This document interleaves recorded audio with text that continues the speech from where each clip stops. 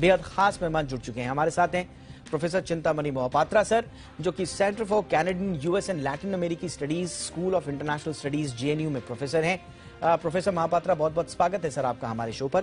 पहले तो सर, आज जो आईपीईएफ का एक फ्रेमवर्क लॉन्च किया है यूएस ने, चीन जो इससे थोड़ा सा डर रहा है, थोड़ा रश्क भी कर रहा है, उससे थोड़ा परेशान भी है और बौखलाया हुआ है। चीन की स्थिति क्या जस्टिफाइड है? क्या वाकई में आईपीईएफ कोई खतरा है चीन के लिए सर? चीन के लिए बहुत ही खतरा है। इसका कारण ये है कि अभी अमेरिका जो भी कर रहा है इंडो पैसिफिक रीजन में, चीन को ये लगता है कि अमेरिका ने एक कंटेनमेंट स्ट्रेटेजी बनाया है चीन को कंटेन करने के लिए। जब जापान के साथ बात करें तो वही है, आसियान लीडर को बुलाया था वाशिंगटन डीसी में समिट के लिए, चीन ने सोचा कि ये कंटेनमेंट ऑफ चाइना है। अभी क्वाड का मीटिंग होने जा रहा है, वो सोच रहे हैं कि ये चीन को कंटेनमेंट कर रहे हैं। इतना डरा हुआ है चीन कि जब ये इकोनॉमिक फ्रेमवर्क की अभी एक लॉन्च किया गया, उसमें बहुत सारे एशियन कंट्रीज तो सवाल उठाए कि इसमें है क्या, हम क्यों ज्वाइन करें। इसके बावजूद चीन ने सोचता है कि ये जो इकोनॉमिक फोरम की जो अभी लॉन्च हुआ है, ये एक जियोपॉलिटिकल स्ट्रैटेजी है, ये इकोनॉमिक ट्रेड इन्वेस्टमेंट स्ट्रैटेजी नहीं है। ये चीन ऐसे सोचता है कि अमेरिका ने चीन को कंटेन करने के लिए चारों तरफ से घेर रखा है, और ये और एक मुद्दा है जिसमें चीन को परेशान करने के लिए, चीन को ये जो इकोनॉमिक फ्रेमवर्क बन रहा है उसमें चीन को आउट करने के लिए अमेरिका कोशिश कर रहा है। बात यह है कि अभी इंडो पैसिफिक रीजन में आरसीईपी है और सीपीटीपीपी है। आरसीईपी में से इंडिया हट गया है, सीसीटीपीपी में इंडिया कभी मेंबर था ही नहीं। अभी अमेरिका दोनों में से हट गया है, ना सीपीटीपीपी में है ना आरसीईपी में है। तो अमेरिका अपने तरफ से एक लीडरशिप देने की कोशिश कर रहा है। चाइना ये डर रहा है कि अमेरिका तो मिलिट्रीली यहाँ प्रेजेंट है ही, जापान में उनका मिलिट्री बेस है, साउथ कोरिया में है। अभी इकोनॉमिकली भी अमेरिका एक लीडरशिप रोल प्ले करने के लिए आ रहा है, जिसमें चीन के लिए खतरा है। ओके, अब सर आईपीएफ के बारे में तो साफ तौर पर कहा जा रहा है कि ये यूएस लेड एक इकोनॉमिक फोरम है और उसको देखकर जलना या उससे परेशान होना स्वाभाविक है चीन के लिए। लेकिन क्वाड को माना जाता है कि ये ज्यादातर इसमें भारत की बड़ी महत्वपूर्ण और बड़ा की पोजीशनिंग है, और इसे अगर इंडिया लेड अगर इसे एक ग्रुप कहा जाए तो शायद अतिशयोक्ति नहीं होगी, खासतौर से चीन के परिप्रेक्ष्य में। अब कल क्वाड की बैठक होनी है सर, एक तो एजेंडा उसमें क्या क्या होगा, और भारत की जो पोजीशनिंग है क्वाड में, उसे आप किस तरह से देखते हैं? देखिए, पहली बात तो मैं ये कहूंगा कि अभी जो क्वाड मीटिंग होने जा रहा है, ये चौथी बार हो रहा है। Second time in person meeting हो रहा है, और 2 बार वर्चुअल मीटिंग हो चुका है। जब से जो बाइडेन पावर में आए हैं तब क्वाड का एक डायनामिज्म इतना बढ़ गया है कि चीन ने डरा हुआ है। चीन तो पहले ये सोचता था कि क्वाड क्या है, ये तो समुद्र में जैसे वो लहरें उठते हैं, वहां एक फोम बनता है, फोम जैसे वैनिश कर जाएगा। और जब देखा कि समिट लेवल पर डिस्कशन हो रहा है, फॉरेन मिनिस्टर लेवल पर डिस्कशन हो रहा है, चीन को ये लगता है कि एक एशियन नेटो बनने जा रहा है। मैं तो ये कहूंगा कि ये एशियन नेटो नहीं होगा, बट फिर भी क्वाड के पास इतना दम है कि चीन का जो बेल्ट एंड रोड इनिशिएटिव है, उनका जो मिलिट्री मॉडर्नाइजेशन है, साउथ चाइना सी में जो उनका कब्जा है, ईस्ट चाइना सी में डरा रहे हैं जापान को, इंडिया को बॉर्डर में आके भी वहां उनका कंसंट्रेशन ऑफ फोर्स हो रहा है। इसको काउंटर करने के लिए क्वाड सबसे बढ़िया एक ऑर्गेनाइजेशन है।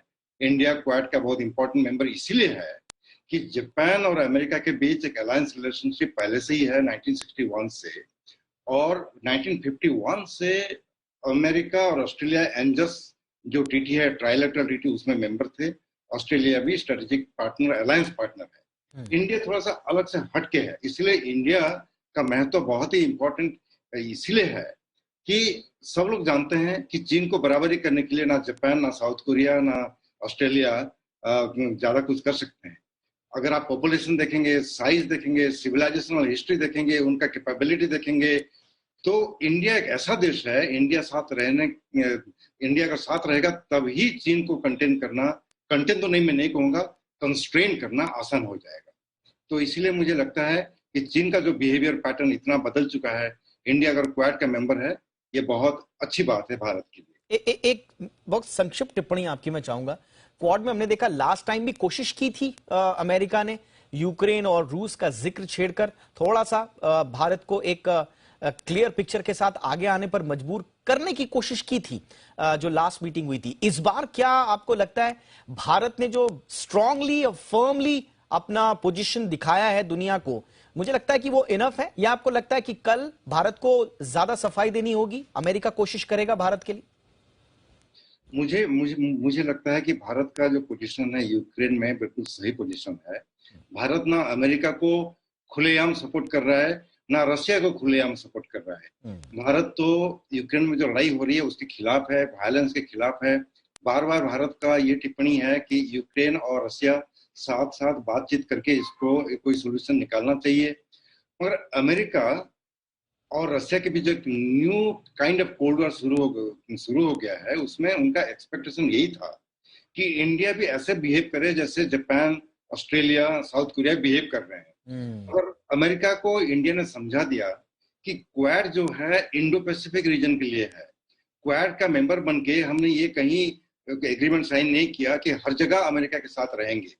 There are so many other areas. For example एक बता रहा हूँ, अगर यूरोपियन यूनियन ने अभी भी रशिया से गैस खरीद रहा है और अमेरिका बोल रहा है कि हमने सैंक्शन डाला है, गैस या ऑयल मत खरीदो, ये तो गलत बात है। तो भारत ने अमेरिका के साथ बार बार बातचीत करके उनको समझा है कि सिचुएशन अलग है, हमारा एक हिस्टोरिकल एक रिलेशनशिप है, और चाइना के साथ जिस तरह से हमारा टेंशन चल रहा है उसमें रशिया ही हमें मिसाइल और बाकी सारे जो वेपन सिस्टम दे रहा है वो हमारा अपना एक कोर स्ट्रेटेजिक इंटरेस्ट के लिए बहुत इंपॉर्टेंट है।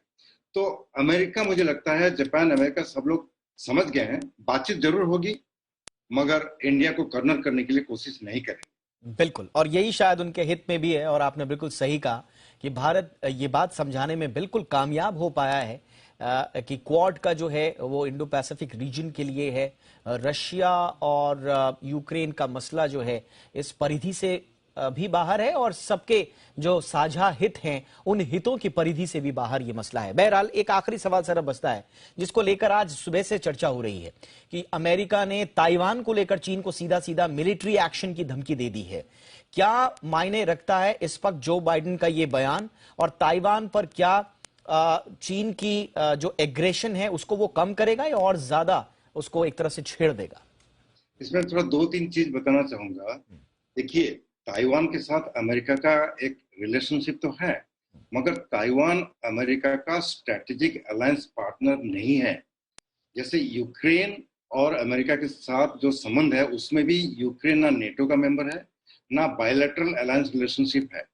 ये कारण है कि अमेरिका डायरेक्टली रशिया को मिलिटरीली चैलेंज नहीं कर रहा है, यूक्रेन को सपोर्ट कर रहा है मगर रशिया के साथ लड़ाई नहीं कर रहा है। अगर ताइवान में चाइना ने हमला कर दिया, वही चीज होगा, ताइवान को सपोर्ट करेंगे, मिलिट्री वेपन्स या मिसाइल या एयरक्राफ्ट सप्लाई करेंगे, मगर डायरेक्टली अमेरिकन सोल्जर आके चाइना के साथ लड़ाई करेंगे ये नहीं होगा।